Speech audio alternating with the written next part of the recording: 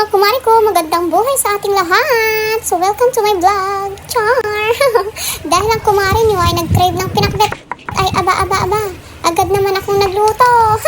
Kaya huwag na tayo magpatumpik-tumpik pa. Kaya tara na at umpisa ng paghihiwa ng ating mga gulayers. Nga pala, ang version kong pakbet, mga kumari ko, ay simple laang at super daling lutuin. At syempre, masarap din ito.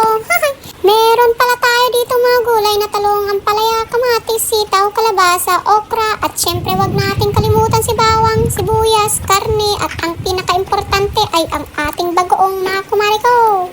At dahil ako laang ang kakain nito, ay syempre kinumpihan ko lamang ang pagluto, pero ito naman ay pang 2 beses na kainan. TikTok, TikTok. Ayan, so tapos ko na pala hiwain ang mga gulayers natin mga kumari ko. Tara na at umpisahang magluto at ang aking bilbil ay gutom na. Char! Ayan, so di na pala ako gagamit ng mantikilya at bahala na ang baboy nating magmantika.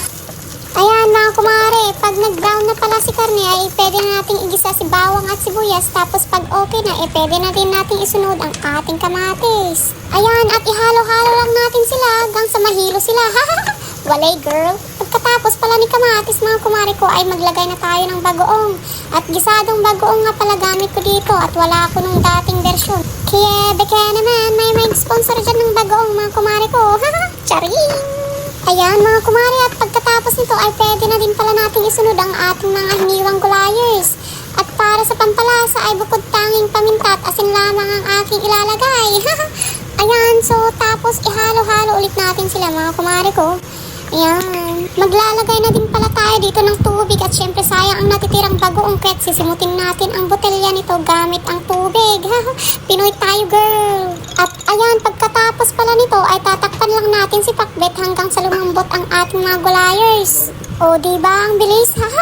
Wow, magic! So ayan, syempre tikman muna natin ang sabaw at baka kulang or sobra ang asin. At ayun, kulang nga kaya nagdagdag ako konti.